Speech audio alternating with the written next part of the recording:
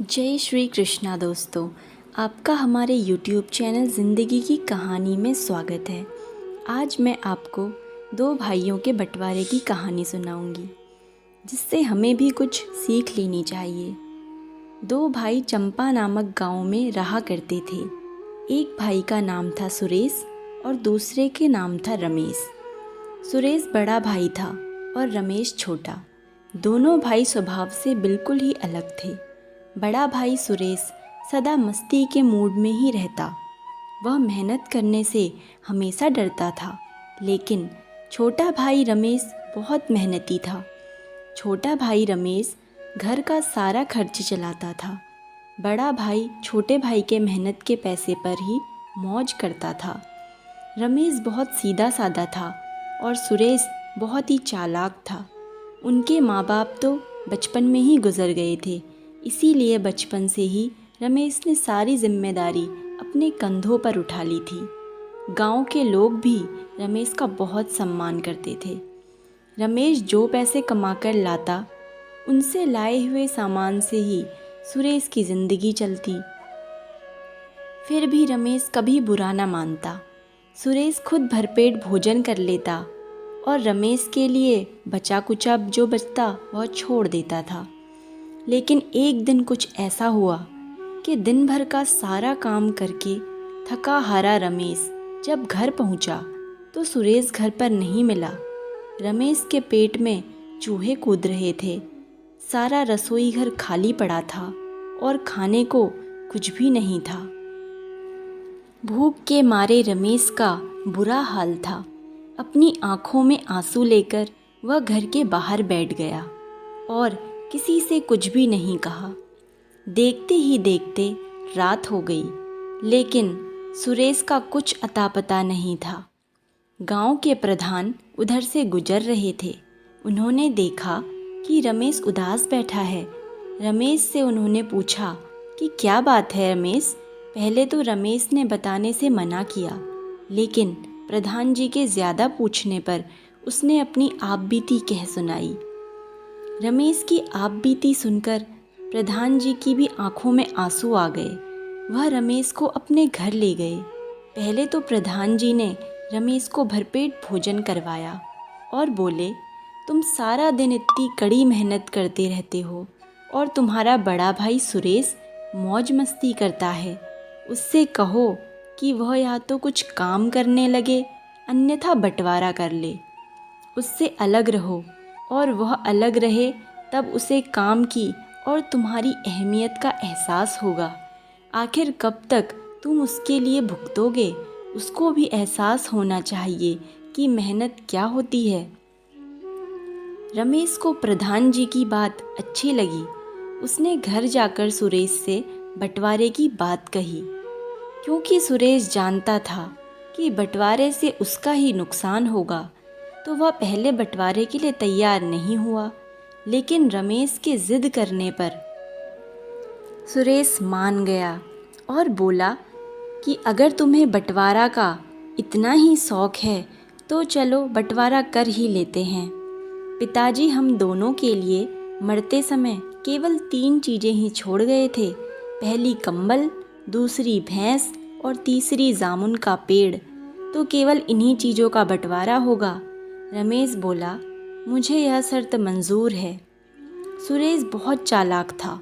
वह इसमें भी कुछ अपना फ़ायदा ढूंढने की कोशिश करने लगा।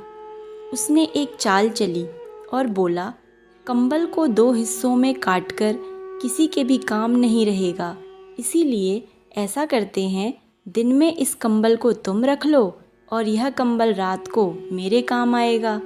इसी तरह एक भैंस को भी बांटा नहीं जा सकता, तो भैंस का आगे के मुंह का हिस्सा तुम्हारा हुआ और पीछे का मेरा हुआ। अब बचा पेड़, तो जामुन का पेड़ के नीचे का भाग तुम्हारा होगा और ऊपर का भाग मेरा होगा। अब यह बंटवारा बराबर बराबर हो गया है। अभी भी कोई शक हो तो तुम मुझे बता सकते हो, सुरेश ने कहा। रमेश बहुत सीधा था। उसे सुरेश की चालाकी समझ में नहीं आई और उसने बंटवारा कर लिया। उसे यह बंटवारा भी ठीक लगा। वह खुशी खुशी कंबल को लेकर अपने काम पर चला गया। दिन में बहुत ही तेज़ धूप निकलती थी तो रमेश को कंबल की ज़रूरत ही नहीं पड़ी। शाम को जब ठंडा मौसम हो गया तब उसने वह कंबल ओढ़ लिया। रात होते ही सुरेश कंबल लेने रमेश के पास पहुंच गया और बोला कि तुम्हारा कंबल ओढ़ने का समय तो ख़त्म हो गया है, रात में यह कंबल अब मेरा है। रमेश दिन भर काम करके परेशान था, ऊपर से यह ठंड उसे सता रही थी और सुरेश मज़े से कंबल ओढ़कर रात भर सोता रहा।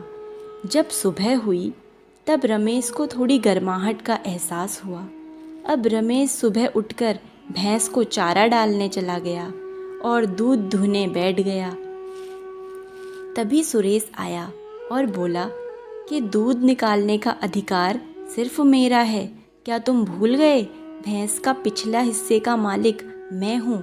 और ऐसा कहकर सुरेश ने रमेश के हाथों से बाल्टी छीन ली और खुद दूध दुहने बैठ गया।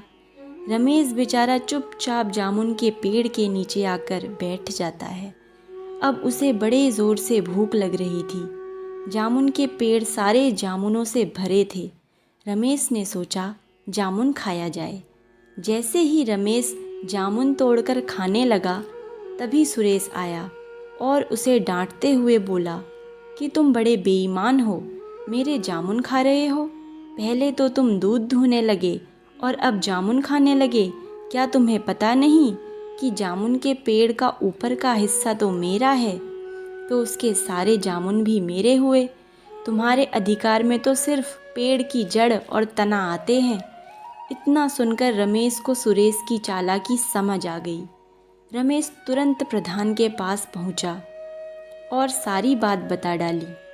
प्रधान जी ने सुरेश को सबक सिखाने की योजना बनाई और रमेश को समझाई। रमेश घर पहुंचा तब उसने वैसा ही किया जैसा प्रधान जी ने समझाया था। उसने दिन के समय कंबल को पानी में भिगो दिया। जब रात में सुरेश कंबल लेने आया तो गीले कंबल को देखकर झुंझला उठा और बोला, अब मैं रात में क्या ओढ़ूंगा? रमेश ने भी कड़क कर जवाब दिया कि दिन में यह कंबल मेरा है, मैं इसका कुछ भी करूं, चाहे ओढ़ूं चाहे भिगाऊं। अगली सुबह जब सुरेश दूध दुहने बैठा तभी रमेश ने एक लाठी को भैंस की गर्दन पर जोर से दे मारी। लाठी पड़ते ही भैंस भड़क गई और सुरेश के मुंह पर लात दे मारी। सुरेश जाकर एक और गिरा और दूसरी ओर दूध की बाल्टी। गुस्से में गुर्राता हुआ सुरेश बोला, रमेश यह क्या मजाक है? पागल हो गए हो क्या? क्यों तुमने भैंस को मारा? रमेश ने भी एक कड़कदार जवाब दिया और बोला कि भैंस के आगे का हिस्सा मेरा है, मैं उसका कुछ भी करूं, उससे तुम्हें क्या मतलब? सुरेश रमेश की ओर हैरानी से देखता ही रह गया। थोड़ी देर बाद सुरेश ने देखा कि रमेश जामुन के पेड़ को काटने जा रहा है। तब सुरेश बोला, अरे रमेश, तुम्हारा दिमाग तो ठीक है, अगर जामुन के पेड़ को काट दोगे तो जामुन कैसे मिलेंगे? रमेश बोला, मेरा भाग तो केवल जड़ और तना है, मैं अपने हिस्से के साथ कुछ भी करूं, इससे तुम्हें क्या मतलब? मुझे जामुन से कोई लेना देना नहीं है। सुरेश अब समझ चुका था कि रमेश को उसकी चालाकी समझ आ गई है। वह सुरेश के आगे हाथ जोड़कर खड़ा हो गया और बोला, भाई मुझे माफ़ कर दे, मैं अब कभी भी तुम्हारे साथ धोखा नहीं करूँगा। अब हम दोनों मिलकर ही रहेंगे और साथ साथ मेहनत भी करेंगे। इसके बाद दोनों भाई मिलजुल कर रहने लगे और सुरेश भी मेहनत करके कमाने लगा। दोस्तों, मेरे ख्याल से परिवार में हमेशा एकता होनी चाहिए और ढेर सारा प्रेम। आजकल के दौर में सामूहिक परिवार से केवल एकल परिवार ज़्यादातर देखने को मिलते हैं, लेकिन जब कोई त्योहार या घर में कोई उत्सव होता है तो सारा परिवार एक साथ मिलकर खुशियाँ बांटता है। या परिवार में शोक का माहौल हो तो परिवार दुख भी बांटता है। क्या ये खुशियाँ हमें रोज़ नहीं बांटनी चाहिए? क्या हमें छोटे छोटे दुखों में भी अपनों के साथ नहीं होना चाहिए। ज़िंदगी बहुत छोटी है, इसे अपनों के साथ जिएं और हर तरफ प्यार बांटें। आपका इस पर क्या विचार है, कमेंट बॉक्स में बताइएगा। ऐसी ही वीडियोस देखने के लिए हमारे चैनल को सब्सक्राइब करें और वीडियोस को लाइक करें। मिलते हैं आपसे नेक्स्ट वीडियो में। तब तक के लिए धन्यवाद। आपका दिन शुभ हो।